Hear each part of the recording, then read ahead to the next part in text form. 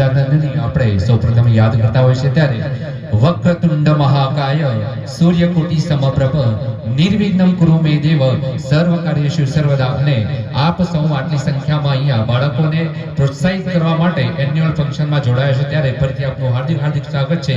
I extend my warm each and everyone, ladies, gentlemen and children.